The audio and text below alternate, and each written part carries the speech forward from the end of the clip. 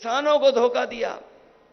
वहीं हमारे नौजवान जानते होंगे कि अभी तक जितनी भी परीक्षा हुई हैं, हर परीक्षा का पेपर लीक हो गया और जब नौजवान घर पहुंचा तो उसे पता लगा कि परीक्षा रद्द हो गई।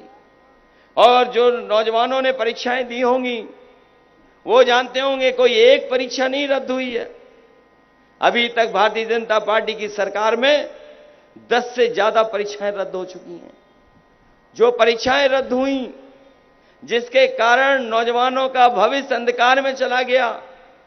मैंने कई मौकों पर कहा कि ऐसे हमारे 60 लाख नौजवान हैं और 60 लाख तो इनके खिलाफ खड़े ही हैं। और अगर इनके मां बाप को भी हम जोड़ दें तो एक परिवार में जिनकी परीक्षा लिखनी थी, परीक्षा का पेपर लीक हुआ, रद्द हो गई परीक्षा, तो ऐसे 3 सदस्य हैं। और अगर 60 लाख का गुणा हम लोग 3 से कर दें तो पूरे उत्तर प्रदेश में 1 करोड़ 80 लाख लोग हैं। और यही 1 करोड़ 80 लाख लोगों का अगर हम 80 लोकसभाओं में भाग दे दें तो हर लोकसभा में 2,25,000 वोट कम भारतीय जनता पार्टी का हो गया।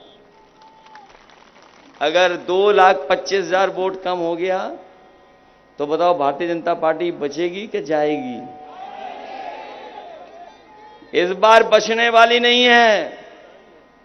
और अग्निवीर वाले भी जानते होंगे, नौजवान जो फौज में भर्ती होते थे और फौज में पक्की नौकरी मिलती थी, लेकिन इन्होंने आधी अधूरी नौकरी कर दी। जो अग्निवीर में भर्ती हो जाएंगे उन्हें फौज का कोई सम्मान मिलने वाला नहीं है। अगर वो शहीद होंगे तब भी उन्हें सम्मान नहीं मिलने जा रहा है। इसलिए अपने नौजवानों को कह के जा रहे हैं, आने वाले समय में जब सरकार बनेगी तो पूरी की पूरी पक्की नौकरी मिलेगी और अग्निवीर व्यवस्था हमेशा हमेशा के लिए खत्म हो जाएगी। अखिलेश भैया जिंदाबाद जिंदाबाद जिंदाबाद। जब हम लोग अग्निवीर की बात करते हैं वहीं हम अपने खाकी वर्दी वालों को भी याद दिलाते हैं कि अभी तो फौज की नौकरी हुई है 4 साल की, बीजेपी वाले आ गए तो हो सकता है हमारे खाकी वर्दी पहनने वाले भाइयों की भी नौकरी 3 साल की कर दें। जब ये बात मैं कहता हूं तो हमारे प्रेस के लोग हमसे सवाल पूछते हैं कि ये कैसे हो सकता है। मैं उन्हें पूछता हूं कि बताओ, जब अग्निवीर लागू हुई क्या आपको पता था कि अग्निवीर 4 साल की नौकरी हो जाएगी? क्या आपको पता था कि भारतीय जनता पार्टी के लोग हवाई अड्डे बेच देंगे? क्या आपको पता था कि भारतीय जनता पार्टी बंदरगाह भी बेच देगी? क्या आपको पता था कि पानी के जहाज बेच देगी भारतीय जनता पार्टी? क्या आपको पता था कि बड़ी बड़ी कंपनियां जो सरकार की थी, टेलीफोन की, इंश्योरेंस की, उनको बेच देंगे? क्या आपको पता था कि आधी रात नोटबंदी हो जाएगी? क्या आपको पता था कि जीएसटी लागू कर देगी बीजेपी? क्या आपको पता था कि इलेक्टोरल बॉन्ड के नाम पर बड़े बड़े उद्योगपतियों से ये पैसा वसूल लेंगे? अगर ये नहीं पता था तो याद रखना, अभी तो फौज की 4 साल की नौकरी हुई है, हमारे खाकी वर्दी पहनने वालों की भी 3 साल की नौकरी कर देंगे लोग। इसलिए सावधान हो के नहीं हो आप लोग सावधान हो के नहीं हो। और याद कीजिए, जिस समय पिछला चुनाव था, इन बीजेपी के लोगों ने राशन में आपको क्या क्या नहीं दिया। जिस समय राशन बांटा पिछली बार चुनाव से पहले,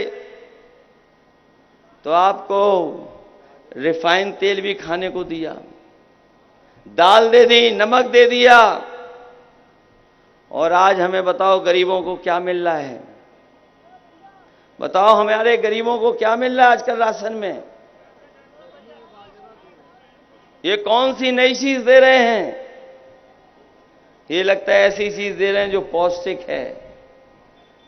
ये पौष्टिक नहीं है, सबसे खराब राशन दे रहे हैं।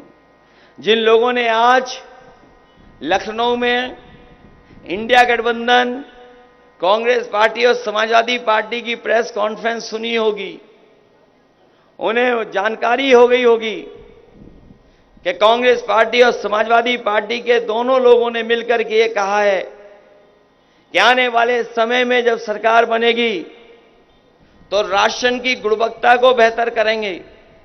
राशन की गुणवत्ता को बेहतर करने के साथ साथ अगर हमें मात्रा भी बढ़ानी पड़ेगी, दोगुनी करनी पड़ेगी, तो वो भी करेंगे।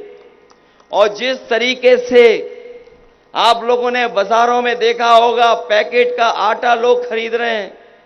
बड़े बड़े शहर में बड़े संपन्न लोग आटा खरीद रहे हैं जो कि पौष्टिक भी है, जो गुणवत्ता में भी बेहतर है। हम अपने गरीबों को भरोसा दिला के जा रहे हैं, जहां राशन बढ़ेगा वहीं पैकेट का आटा के साथ साथ हम लोग डाटा भी देने का फ्री करेंगे काम। जय जय जय जय जय। राशन तो बेहतर हो ही हो, लेकिन डाटा इसलिए जरूरी है क्योंकि बड़ी बड़ी कंपनियां जो पहले आई थीं, अपने मोबाइल बेचने के लिए डाटा फ्री दिया था, और जब मोबाइल बिक गया तो डाटा का भी पैसा ले लिया, और आज हर चीज उस पर मिल जाती है। अगर हम पढ़ाई से लेकर के, सुविधा से लेकर के जानकारी अगर हासिल करना चाहते हैं तो आज इंटरनेट के माध्यम से हम वहां तक हासिल कर सकते हैं। इसलिए गरीबों को जहां आटा और राशन देंगे वहीं डाटा भी फ्री देने का काम हमारे आने वाले समय में होगा। याद होगा, समाजवादियों ने आपके लिए लैपटॉप दिया था जो नौजवान आगे पढ़ना चाहते थे। वो लैपटॉप जहां भी आज होगा, जिनको समाजवादी सरकार में मिला होगा, वो आज भी चल रहा होगा। और जब कभी भी आप उसको ऑन करते होंगे तो उसमें नेताजी और हम लोगों की भी तस्वीर दिखाई देती होगी। जो लैपटॉप दिया हम लोगों ने वो तो ये सरकार नहीं दे पाई, लेकिन हम लोगों की नकल करके जो बड़ी चीज दी थी वो बताओ छोटी कर दी क्या नहीं कर दी। और इतनी रद्दी दी है कि जो नौजवानों को मिला होगा वो उंगली घिसते रहे तब भी वो नहीं चल पाता है। बताओ इतना रद्दी मिला कि नहीं मिला। और इनकी सरकार में बताओ बोरी में चोरी हो गई कि नहीं हो गई। किसान भाइयों, पहले कितने किलो चोरी की इन्होंने, और फिर 5 किलो की। 5 किलो हुई कि नहीं हुई। कभी कभी जब मैं बोरी की चोरी के बारे में सोचता हूं तो हमें पार्ले जी का बिस्किट याद आ जाता है। जो हमारे पुराने लोग हैं वो जानते होंगे कि पार्ले जी बिस्किट का पैकेट कितना बड़ा आता था, और जैसे जैसे महंगाई बढ़ी और उन्होंने मुनाफा कमाया तो बताओ आज बिस्किट का पैकेट कितना हो गया। आज कितने बिस्किट का पैकेट आ रहा है? 5 का आ रहा है। और याद रखना, बीजेपी वाले दोबारा आ गए तो 1 बिस्किट का पैकेट आपको मिलेगा। आप बताओ नौजवानों, मोटरसाइकिल महंगी हो गई कि नहीं हो गई। पहले कितने रुपए की आती थी मोटरसाइकिल, और आज कितने की आ रही है आपकी। न केवल मोटरसाइकिल महंगी हो गई है, डीजल पेट्रोल से लेकर के हर जरूरत चीज महंगी कर दी। बिजली का बिल महंगा कर दिया। इन्होंने कोई बिजली नहीं बनाई, आज तक कोई बिजली का कारखाना बड़ा नहीं लगाया, और ये आज जो बिजली मिल भी रही है ये समाजवादियों की देन है। ये इन्होंने नहीं बनाई। और जो साथी जानते होंगे, हम लोगों ने तो तय किया था कि 300 यूनिट फ्री देंगे। हमारी सरकार नहीं बनी। अगर सरकार बनी होती उत्तर प्रदेश में तो गरीबों को 300 यूनिट फ्री बिजली दे दी होती समाजवादियों ने। इधर ये वैक्सीन का बहुत प्रचार किए। जब कोरोना आया ताली थाली तो इन्होंने बजवाई, लेकिन वैक्सीन भी इन्होंने जबरदस्ती लगवा दी। हमारे ये सरकारी कर्मचारी और पुलिस के लोग हैं, ये जानते होंगे इन्हें जबरदस्ती लगा दी गई वैक्सीन। बताओ जबरदस्ती लगाई कि नहीं लगाई। और अखबारों में आपने पढ़ लिया होगा और जानकारी मिल गई होगी कि जो वैक्सीन की कंपनी है वो कह रही है कि हम अपनी वैक्सीन वापस ले लेंगे। बताओ अब जो वैक्सीन हमारे आपके लगी वो वापस कैसे लेंगे। खैर हम तो बच गए, हमने नहीं लगवाई। और जब अभी सूची आई थी इलेक्टोरल बॉन्ड की जो सूची आई, उसमें जानकारी हुई कि भारतीय जनता पार्टी ने वैक्सीन वालों से भी पैसा वसूल लिया। केवल वैक्सीन वालों से नहीं वसूला पैसा, बल्कि देश की बड़ी बड़ी कंपनियां जिनसे चंदे के नाम पर इन्होंने उनसे वसूली करने का काम किया। जब चंदा दिया जाता है तो चंदा इतना नहीं दिया जाता है जितना इन्होंने वसूला है। चंदा कोई हजारों में देता है, लाख में देता है, लेकिन 1000 करोड़, 500 करोड़, 400 करोड़, 600 करोड़ नहीं देता कोई। जब से इलेक्टोरल बॉन्ड की बात आ गई है बाहर, तब से भारतीय जनता पार्टी का बैंड बज गया। वो इलेक्टोरल बॉन्ड के बारे में बात नहीं करना चाहते। ये जानकारी है आपको कि नहीं है? और हमारे पत्रकार साथी भी ये भी सूचना कम देते हैं, क्योंकि इन्होंने तो एक काम कर रखा है, जिसका दाना उसका गाना। लेकिन इधर देख रहे हैं, चौथे चरण के चुनाव के बाद कुछ चैनलों का गाना बदल गया है, कुछ लोग पक्ष में आ गए हैं। और याद रखना, 7वें चरण तक ये बहुत सारे साथी आपके साथ खड़े दिखाई देंगे। अखिलेश भैया जिंदाबाद। मैं आप सबसे सहयोग और मदद मांगने आया हूं। ये वो क्षेत्र है जो गरीबों का है, तमाम तकलीफ परेशानियों का सामना करता है। ये बीजेपी के लोगों ने बड़े बड़े आयोजन किए थे दिल्ली, लखनऊ में, G20 के बहाने, इन्वेस्टमेंट के बहाने, डिफेंस कॉरिडोर के बहाने, लेकिन कोई भी निवेश जमीन पर नहीं उतरा। कहने को तो ये कहते हैं कि हमने कारखाने लगाने के लिए इतना पैसा ले लिया है। बताओ, बलरामपुर, श्रावस्ती से लेकर के कोई अगर कारखाना एक भी लगाया हो तो बता दो। न कारखाना लगाया, न नौकरी का इंतजाम किया, न रोजगार का इंतजाम किया। महंगाई चरम सीमा पर पहुंचा दी, और जो अन्याय हो रहा है उसकी कल्पना नहीं कर सकते।